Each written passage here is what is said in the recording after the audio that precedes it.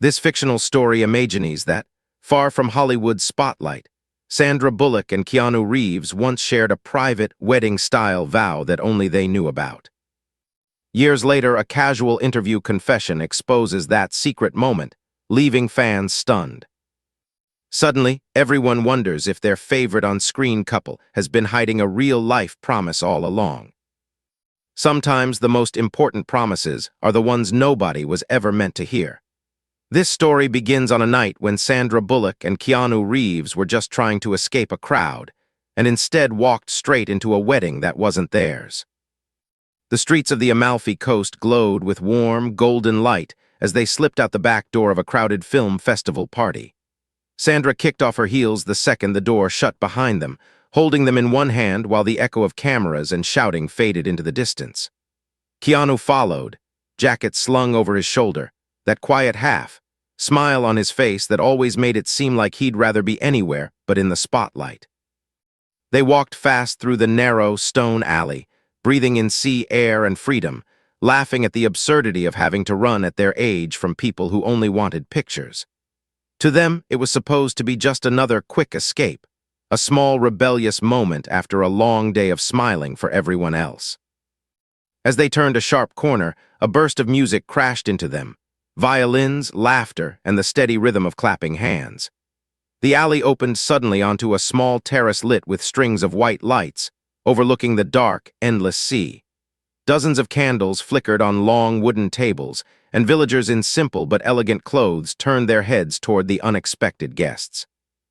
At the far end of the terrace stood a tiny chapel, its door wide open, and a priest in white robes stepped out just as Sandra and Keanu stumbled into view. For a second, no one moved. The music died as if someone had cut a wire, and all eyes locked on the two unexpected figures at the edge of the light. Sandra felt heat rise in her face as she clutched her shoes to her chest, suddenly very aware that she was in a glittering black dress better suited for a red carpet than a small-town wedding. "We just crashed someone's big day," she whispered, frozen. Keanu took one careful step forward, his voice low and apologetic. "I'm so sorry, we didn't mean to interrupt. We were just—" He gestured back toward the shadows of the alley, as if the whole story of their escape was hiding there. The bride's father, a tall man with silver hair and soft eyes, studied them for a long moment. Then his expression shifted from surprise to recognition, and then to something else, opportunity or maybe hope. "You are actors, yes?" he asked, his accent strong but his English clear. "From the movies my daughter loves." Sandra nodded slowly, already trying to form a polite exit. "We'll get out of your way, I promise. Congratulations to the happy couple, really, this is beautiful." But the man shook his head and stepped closer, his eyes flickering with both pride and worry. "There is a problem," he said quietly, glancing back toward the chapel. "The groom, he left an hour ago, cold feet. My daughter is inside, still in her dress, refusing to come out. The guests are here, the food is ready, the priest is waiting, and her heart," his voice broke a little, "her heart is breaking in there alone." Keanu's face softened, the easy smile disappearing as the weight of the moment settled over him. Loss was not a stranger to him, and something in the father's voice cut through the lightness of the evening. Sandra looked toward the chapel door, imagining a young woman sitting there in white, fighting not to cry while hearing the muffled sound of guests and music outside. The memory of her own mistakes and broken promises rose up uninvited. The times she'd told herself she was done with love, the times she'd believed that the safest heart was the one locked away. This night had started as a joke between two friends escaping cameras, but now it felt like the universe had pulled them into someone else's turning point. Before Sandra could decide what to say, the old priest stepped down from the chapel steps and approached them with surprising energy. His eyes were sharp but kind, the kind that looked straight through the layers people used to protect themselves. He studied them both as if measuring something invisible. "You are friends?" he asked. Keanu nodded. "For a long time." The priest smiled, not like a fan, but like a man who had seen many stories begin and end. "It shows," he said simply. "The way you stand close, the way you listen when the other speaks. There is a tradition in our village. When a bride is abandoned, we do not let her walk out alone. Two souls who trust each other stand in front of the altar just for a blessing, to show her that love still exists." Sandra blinked, caught between disbelief and a strange pull in her chest. You want us to stand in for her, like pretend? The word felt wrong in her mouth, too shallow for the pain hanging in the air. The father nodded desperately. Just a moment, just so she does not feel like a fool in front of everyone. You do not have to say anything special. You are actors, you can make it look beautiful. Maybe she will remember that love is not a joke, even if one man treated it like one. Keanu glanced at Sandra, searching her face for a clue. He could see the conflict in her eyes, the part of her that wanted to run, and the part that always wanted to protect the broken-hearted, because she knew what it was to be one of them. For a brief second, Sandra imagined how the headlines would look if anyone found out. A fake wedding, a strange ceremony in an Italian village, photos that would circle the world in minutes. Her team would call it a disaster. People would twist it into something cheap and silly. She had spent years learning how to keep parts of herself private, how to build walls between her real heart and the stories people invented about her. Agreeing to this would tear one of those walls down. But another part of her, the part that still believed in small acts of kindness even when the world wasn't watching, whispered that maybe the risk was worth it if it saved one girl from feeling abandoned and humiliated on what was supposed to be the best night of her life. Keanu's voice was low when he spoke, as if he might scare the moment away if he was too loud. If we do this, he said to the priest, we're not making fun of marriage, we're not playing with anyone's beliefs. It has to mean something even if it's only for tonight. The priest held his gaze in silence for a long beat, then nodded slowly. In this place, he said, every promise made in front of that altar means something, even if the world never hears about it, especially then. There was no pressure in his tone, no manipulation, only an old man's certainty that some chances come only once. Sandra felt her throat tighten. She looked at Keanu, really looked at him, at the friend who had walked beside her through years of careers and chaos, both of them always just on the safe side of a line they had never crossed. There had always been a quiet agreement between them. Friendship first, always, because that was the one thing they couldn't afford to lose.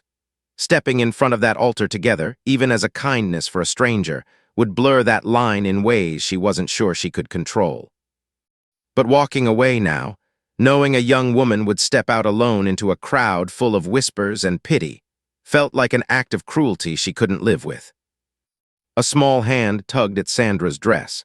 She looked down to see a little girl with dark curls and serious eyes, clutching a basket of flower petals. "Are you the lady from the bus movie?" the girl asked in a hushed voice, as if this detail might change everything. When Sandra nodded, the child smiled shyly. "My cousin loves you. She says your characters are brave even when they're scared. She says that's what real courage is." The girl glanced toward the chapel, where soft sobs were barely audible now that everyone had gone silent. She could really use someone brave tonight. The words landed harder than any interview question or movie review ever had. Brave even when they're scared. Somewhere along the way, Sandra realized, she had gotten good at looking brave for cameras, but she wasn't sure when she had last done something truly risky for another person's heart. Keanu seemed to sense the same shift inside himself. The haunted look in his eyes cleared just enough for a small, real smile to appear, the kind that only showed up when he had already decided to do the right thing, no matter how complicated it might be. He held out his hand to her, palm open, no pressure, just an invitation. "We can walk away," he said quietly so only she could hear. "Or we can go inside and hold up the sky with her for a few minutes. Your call." The terrace around them waited in breathless silence. The guests, the father, the priest, the little girl with the basket of petals.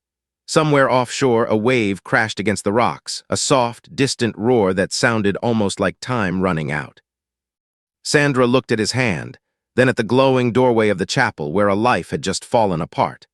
Her heart pounded hard enough to hurt as she realized that whatever choice she made in the next few seconds wouldn't just change this girl's memory of her wedding day. It would change something between her and Keanu forever, in a way she couldn't predict or control. She drew in a slow, shaky breath, feeling the weight of her past, her fears, and all the stories she'd told herself about why certain lines could never be crossed. Then, with everyone watching and the night holding its breath around them, she reached toward his waiting hand, pausing just a heartbeat before their fingers touched, caught between the safety of walking away and the terrifying possibility that one small act of kindness might turn into a promise neither of them was ready to admit they wanted. Her fingers closed around his before her doubts could talk her out of it. Keanu's hand was warm and steady, the kind of grip that said, "I'm here, I'm not going anywhere, even if I'm terrified too." Together they stepped into the chapel, crossing the thin line between the safety of the shadows and the bright, exposed light of someone else's broken dream. Inside, the air smelled of wax and salt and crushed flowers. Candles flickered along the stone walls, throwing soft light over faded paintings of saints who had seen more tears than anyone could count. At the front, on a simple wooden bench near the altar, the bride sat alone in a white dress that looked suddenly too heavy for her small frame. Her veil hung crooked, mascara streaked her cheeks, and the bouquet lay abandoned at her feet like something fallen from a great height. She lifted her head at the sound of footsteps, expecting her father or the priest, and stopped when she saw them instead. For a moment her expression flickered from confusion to disbelief, then to a tired kind of amusement that didn't quite reach her eyes. "Of course," she said hoarsely. "My fiancé disappears and the universe sends me movie stars. Why not? That seems fair." Her voice cracked on the last word, and she looked away quickly, ashamed of her own hurt. Sandra felt that sharp twist of recognition in her chest, the one that comes when you see your own worst nights reflected in someone else's face. She didn't step closer right away. She knew there was a kind of grief that flinched from sudden comfort, like a bruise. The priest approached the bride gently. "Lucia," he said softly, using the name that fit her better than the bride. "These two have offered to stand with you just for a blessing so you don't have to walk out there alone." Lucia's laugh was quick and bitter. "Stand with me? For what? He's gone. The food is out there getting cold. My cousins are probably making jokes already, and I'm sitting in a costume for a life that doesn't exist." She glanced back at them, eyes narrowed. "Are they here because they feel sorry for me, or because my misery makes a good story for them to tell later?" Keanu took a slow breath, then stepped forward, not with the easy charm of a man used to cameras, but with the careful honesty of someone who knew how fragile a soul could be in this state. "We're here because your father asked us," he said quietly. "And because we both know what it's like to have people walk away when things get hard. We're not here to fix you or pretend any of this is okay. We just didn't want you to face that room alone." The simple truth in his voice slipped under Lucia's defenses before she could stop it. She studied him, looking for insincerity, and found none. Sandra finally moved closer, her heels dangling from one hand, her hair still a little wild from their escape. "And for the record," she added, a faint, crooked smile touching her lips, "if we were chasing good stories, we would have stayed at the film festival where everyone was pretending to be happy. This is much scarier than another red carpet." Lucia's mouth twitched just enough to show the possibility of a smile that hadn't fully died yet. "I don't want your pity," she whispered. "I don't want to be the girl everyone feels sorry for when they talk about tonight." "Then don't be," Sandra replied, her tone gentle but firm. "Be the girl who stood up in front of everyone and refused to let one coward decide what love means to her. You can walk out there alone and own the room. Or," she glanced at Keanu, then back at Lucia, "you can let us stand beside you for 5 minutes while everyone remembers that love is bigger than one man's fear." The words felt risky even as she said them, because buried underneath the offer was a truth she'd never spoken aloud. She herself had been letting fear write too much of her story. Lucia looked down at her shaking hands, then at the open doorway where distant laughter and clinking glasses drifted in like a reminder that the world hadn't stopped just because her heart had cracked. "If I do this," she said slowly, "I don't want a performance. I don't want lines from a movie. I don't want to feel like you're acting at me." Her gaze sharpened. "If you stand at that altar, you have to say something real to each other, not about me, about you, about what you actually believe." The demand caught Sandra off guard. It was one thing to play a scene. It was another to strip away the script and expose the raw, unedited truth between them. The priest nodded as if Lucia had just articulated something he'd been silently hoping for. "She is right," he said softly. "A blessing means nothing if it is just pretend. In this chapel, the words said aloud must be true even if no law writes them down." Keanu's stomach tightened. He'd always been careful with his words, especially with her. Their friendship lived on a delicate balance of unspoken things, a quiet pact never to cross a line they couldn't retreat from. Standing here in front of an altar, being asked to say something real to her and about her, felt like stepping out onto a ledge with no railing. Sandra's first instinct was to joke, to deflect, to find some clever line that would break the tension. But Lucia's eyes were too raw, too desperate, and Keanu's silence beside her felt too heavy for easy humor. There were things she admired about him that she'd never dared to say out loud because once you named them, the air between you changed. You couldn't unring that bell. Yet walking away now, after Lucia had finally asked for something honest in a night full of lies and fear, would make all their talk of bravery meaningless. Lucia slowly rose from the bench, her dress rustling like a surrendered sigh. "If you can do that," she said, voice steadier than before, "if you can stand there and show me that two people can tell each other the truth without running, then maybe I can walk out there and tell everyone that I'd rather have no husband than a coward." Her chin lifted a fraction, the first hint of the woman she might become after tonight. "If you can't, it's okay. I'll still go. But I'll know love is just a nice story people tell in movies." Keanu glanced at Sandra, searching her face for the answer he didn't trust himself to give. There was fear in her eyes, yes, but beneath it he saw something fiercer, a stubborn refusal to let this girl walk away believing that love was only a trick of the camera.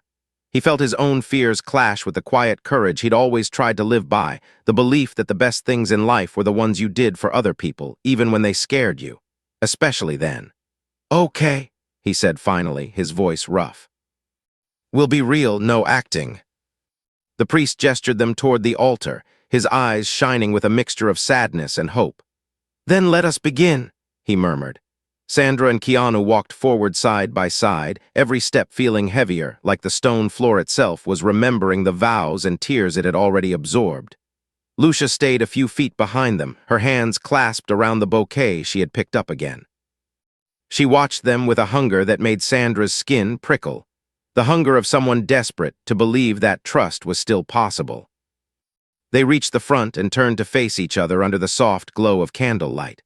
The world outside the chapel blurred into a distant murmur. In that small circle of space, it was just the two of them, the priest, and a young woman whose heart was dangling by a thread between despair and something like hope. Keanu swallowed hard, every carefully built wall inside him rattling. Sandra's pulse hammered in her ears as she realized that whatever she said in the next few moments would not only touch Lucia's life, but might change the quiet understanding she and Keanu had protected for years. The priest folded his hands. "No formal vows," he said gently. "Just speak each of you to the other. Tell her," he nodded toward Lucia, "and yourselves what you believe love should be, what you see in this person when the cameras are gone." Silence fell, thick and electric. Keanu looked into Sandra's eyes, and for the first time that night, he let her see all the questions he usually kept hidden. She held his gaze, her fear and affection and stubborn courage all tangled together. Keanu drew in a breath to start, feeling every heartbeat like a drum against his ribs. The first word formed on his tongue, honest and dangerous, and nothing like the safe, playful line he'd planned in his head. Then the chapel door creaked open, and a shadow moved in the doorway, stealing every eye in the room just as he was about to cross the line that could change everything. The shadow in the doorway stepped fully into the candlelight, and the temperature in the chapel seemed to drop 10 degrees. It was the groom. His hair was wind-tossed, jacket half on, shirt buttons wrong, like he'd dressed in the dark or on the run. A smear of dust marked his cheek, and his tie hung in a loose knot as if he'd tried to pull it off while he was thinking about bolting for good. He froze when he saw the scene in front of him. His bride in a wrinkled white dress, clutching her bouquet like a shield, the priest at the altar, and two strangers, one in a black suit, one in a glittering dress, standing where he should have been. For a second no one breathed, then Lucia's father moved. He crossed the aisle so fast the candles flickered in his wake. His fist came up, years of swallowed anger firing in a single, reckless impulse. Keanu reacted on pure instinct. He stepped sideways off the stone step and caught the man's arm in both hands, not harsh, but firm enough to stop the punch inches before it landed. "Hey," Keanu said quietly, muscles tight, eyes calm. "Not like this." The old man trembled, face flushed with shame and fury. "He left my daughter," he spat. "He left her alone. You tell me how I should do it then, with flowers?" His voice cracked on the last word, and for a moment the chapel was full of the sound of his breathing, ragged and broken. The groom, Marco, lifted his hands in surrender, eyes darting between them. "I deserve it," he said, voice small. "Hit me if you need to, I deserve worse." He looked at Lucia then, really looked at her, and the swagger he'd probably worn all his life fell away like a cheap suit. "I'm sorry," he whispered. "I panicked. I thought if I walked away first, it wouldn't hurt so much when I failed you later." Lucia stared at him like she was seeing a stranger. "You left me in my dress," she said, every word sharp and deliberate. "You left me in my dress and you didn't even send a message." Her hands shook as she wiped at her cheeks. "You didn't just run from the wedding, Marco. You ran from me." He glanced at Sandra and Keanu still standing near the altar, confusion cutting across his guilt. "And now what?" he asked bitterly. "You brought in replacements? You recast the groom?" It was a stupid joke, a defensive instinct, but it landed with a small ripple of awkward laughter among a few tense guests in the doorway. Even in disaster, someone always tried to make it lighter. Sandra stepped down one stair, heels still dangling from her fingers. "Trust me," she said, voice dry. "If this were a casting decision, we'd have done a fitting, maybe a rehearsal. We just walked in through the wrong door." A soft, uneasy chuckle moved through the chapel. Even Lucia's lips twitched for half a heartbeat before her face hardened again. The priest moved between them, lifting his hands. "There will be time for apologies," he said gently, "and decisions about tomorrow. Right now, the question is what we do with tonight." He turned to Lucia, not Marco. "Child, do you want him at your side or not?" Every eye locked onto her. She looked smaller in that moment than she had all night, but something in her spine stayed straight. Lucia's gaze went to Marco, then to Sandra and Keanu, still silently waiting, caught in the middle of a life that wasn't theirs. "I asked them for one thing," she said slowly. "For truth. I wanted to see two people stand there and say what love means when they aren't pretending." Marco swallowed. "I do love you," he blurted. "I just—" "Love doesn't run," Lucia cut in, more tired than angry now. "It shakes, it cries, it throws up in the bathroom and then walks out anyway. You didn't run because you don't love me. You ran because you don't love yourself enough to believe you could be good for me." The words surprised even her. You could hear it in the way her voice wobbled around the edges. But once said, they were true, and the truth settled over the room like dust. A murmur passed through the guests in the doorway. Some nodded, some looked away, remembering their own nights of running or being left behind. Marco flinched as if she'd struck him, but he didn't argue. Instead, he lowered his head. "You're right," he whispered. "I don't know how to be the man you deserve. I got halfway to the highway and realized I was doing to you what my father did to us, and I hated myself so much I almost kept going." He looked up, eyes damp. "Then I thought, maybe if I come back, we can pretend this never happened." Lucia shook her head, a broken smile twisting her lips. "That's the problem, Marco. We're always pretending." She turned to the priest, then to Sandra and Keanu. "I don't want to pretend tonight, not for them, not for him, not for anybody." The priest studied her with a kind of quiet pride. "Then what do you want?" he asked. No one else in the chapel moved. Even the candles seemed to stand still. Lucia looked at Marco, then at Sandra and Keanu, then back at the worn wood of the altar between them. "I want to see what it looks like when two people tell each other the truth and nobody runs," she said. "If there's any chance I'm ever going to trust love again, I need to see that." She turned to Marco, her decision clear in her eyes even before the words came. "You can stay," she said softly. "If you can stand to watch, sit in the back, hear every word. Or you can leave again, and this time I won't be waiting at any altar for you." There was no venom in it now, just a tired kind of mercy that cut deeper than anger. Marco's shoulders sagged. He nodded once, like a man accepting a sentence he'd earned. Without a word, he walked slowly to a pew at the back and sat down, hands clenched together as if in prayer. The priest turned back to Sandra and Keanu. "Then we continue," he said. "Not for a show, not for gossip, for this woman's heart, for your own." He looked at Sandra. "Would you speak first?" Sandra's mouth went dry. She felt the weight of a village, a broken bride, a shamed groom, and a man she'd trusted for years all pressing on the space inside her ribcage where she usually hid behind jokes. Beside her, Keanu watched her with quiet, open worry, as if part of him wanted to protect her from her own honesty. She stepped one pace closer to him, dress brushing the stone, candles warming her bare shoulders. Her fingers trembled as she laced them together to stop the shaking. She glanced once at Lucia, saw the fragile hope there, and knew there was no way back to pretending. When she lifted her eyes to Keanu's, they were already shining. "Okay," she said softly, mostly to herself. No acting. She drew in a slow breath, heart pounding, and parted her lips to speak the first real words about love she had dared to say in years, words that could redraw every line she and Keanu had ever drawn between them. While in the back of the chapel, Marco bowed his head, bracing himself to hear what staying was supposed to look like. She didn't start with poetry or philosophy or any of the elegant lines people wrote for her in scripts. She started with the memory that came first, the one that still made her throat tighten for reasons she'd never examined too closely. I remember the first time you showed up for me when nobody asked you to, Sandra said, voice low but steady. It wasn't at a premiere or some award thing. It was in a hospital hallway at 2 in the morning. Keanu blinked, surprised. He hadn't known she'd held on to that night. Lucia leaned forward slightly, bouquet loosening in her grip. I just got news I didn't know how to carry, Sandra went on. I was walking in circles, trying to figure out how to be brave for everyone else, and you appeared with 2 coffees and a bag of vending machine chips like it was the most normal thing in the world to be there. You didn't try to fix anything. You didn't give me advice. You just sat on the floor next to me and listened to me breathe until I stopped shaking. She huffed a small, self-conscious laugh. The nurse kept looking at us like we were crazy, sitting on that cold tile. But I have never felt less alone than I did in that ugly hallway with you. Keanu's jaw worked, eyes glossing with a shine he stubbornly blinked away. Marco pressed his fists to his mouth in the back pew, absorbing every word. Lucia's father stared openly, his anger softening into something closer to understanding. Sandra shifted her weight, finding a rhythm in the truth as it came. I used to think love had to be this big, dramatic thing, she said. Explosions and speeches and chasing each other through airports. I made a career out of those moments. She smiled faintly.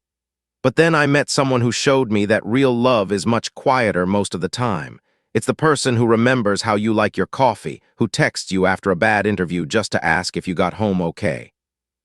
It's the one who doesn't flinch when you're ugly crying, or when you're not funny, or when you're so tired you forget how to be charming. Her eyes never left Keanu's. Every sentence was a thread pulling something hidden into the light. You are that person for a lot of people, she told him. The crew member who thinks nobody notices him until you know his name. The fan who shakes so hard she can't speak and you crouch down to her level so she doesn't have to look up. The friend who answers at 3 in the morning and never makes you feel like you're a burden. Her lips trembled. You make the world softer just by standing in it. A hush had settled over the chapel. Even the kids squeezed between adults in the doorway had gone silent, their usual fidgeting stilled by the gravity of grown-up truths being spoken out loud. Sandra drew in another breath, this one shaky. And me, she said. I've spent years making jokes when I'm scared, pushing people away before they can leave me. I've worn armor so long I sometimes forget who I am without it. But every time you show up, you make it a little harder to believe the lie that I'm safer alone. Her voice thickened, but she didn't look away. So what do I believe love is? She let the question hang for a heartbeat.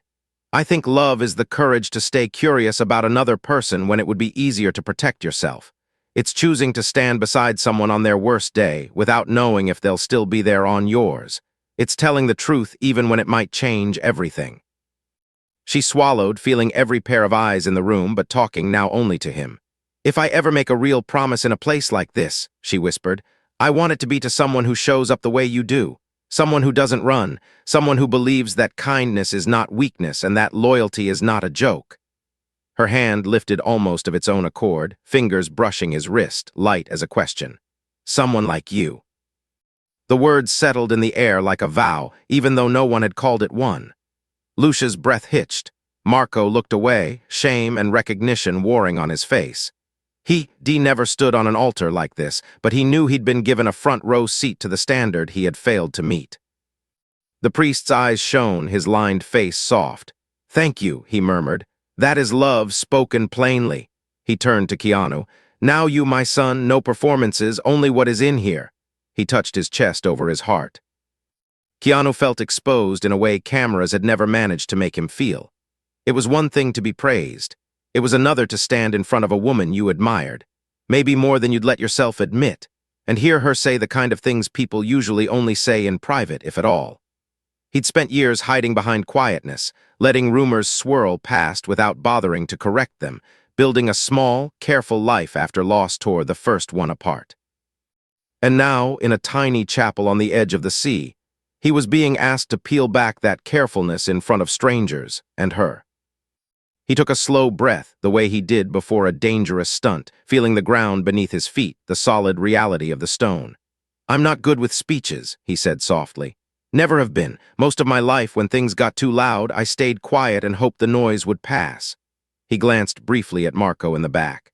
"Sometimes I stayed quiet when I should have fought. Sometimes I let people go because I was afraid I'd only hurt them if they stayed." He looked back at Sandra, and this time he didn't bother to hide the ache in his gaze. "I lost someone I loved a long time ago," he continued, each word pulled from a place he rarely visited. "After that, I promised myself I wouldn't stand in front of any altar anywhere. I decided my job was just to protect the people I cared about from getting too close to the broken parts of me." His mouth curved in a sad half-smile. "You made that promise very hard to keep." Sandra's breath caught. She hadn't known he'd made that vow to himself, but now that he said it, it explained so much. The gentle distance, the way he was always there and yet always holding something back. "You walk into a room," Keanu said, voice roughening, "and suddenly it feels lighter. Not because you're perfect, God knows you're not. You talk too fast when you're nervous, you apologize for things that aren't your fault, and you give people second and third chances they sometimes don't deserve." A tiny ripple of laughter moved through the chapel. Even Lucia's lips curved.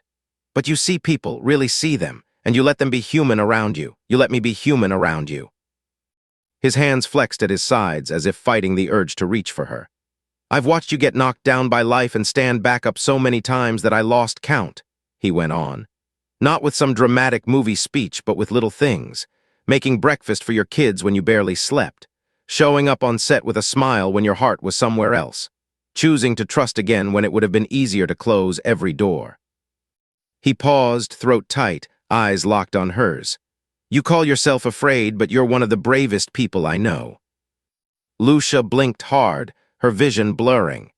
Marco stared as if someone had just handed him a map to a country he'd never believed existed. Keanu's next breath shuddered in his chest. "So what do I believe love is?" he echoed her question. "I think love is what pulls you back into rooms you swore you'd never enter again. It's the risk you take when you hold out your hand to someone who could break you, trusting that they won't. It's choosing over and over to stay when running would be so much easier." His voice dropped even lower, almost a confession. "And standing here with you right now in front of this altar feels like the bravest thing I've done since I lost her." He swallowed, the next words heavy on his tongue. "Because the truth is..." He stepped closer, closing the last inches between them, candles outlining the worried lines at the corners of his eyes. Every soul in the chapel leaned forward, breath suspended, as he lifted his hand and gently took hers, something he had done 1,000 times in public, but never like this, never with so much unspoken history humming between their skin. "The truth is," he began, voice barely above a whisper, "I already made a promise to you years ago, and you never knew it."